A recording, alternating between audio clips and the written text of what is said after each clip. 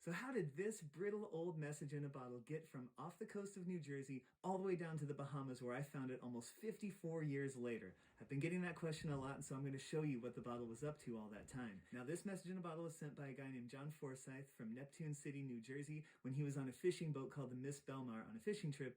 So he was far enough out in the ocean that his message in a bottle got sucked into the Gulf Stream and went on a wild ride. Okay, here's a map of the North Atlantic Ocean with the USA over here, Europe, Africa. That message in a bottle was sent off the coast of New Jersey here, and of course it ended up in the Bahamas where I found it. But did it drift straight down? No.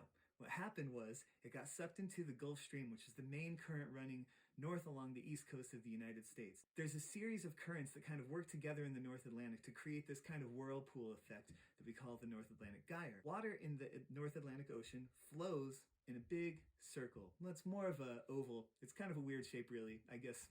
This bottle drifted way far north first, and I love thinking about this bottle just floating in the dark sea, glimmering in the northern lights. I mean, who knows what sights this bottle saw, and it's 54 years between the time it was sent and I found it. But anyway, it floated up that way, and then headed over towards Europe, and down south towards the equator, and then finally turned west and came back this direction. Now, this bottle might have only gone around one time and washed up and then sat there for the next 50 years for me to find it. This circuit takes about 2.5 to 5 years to complete.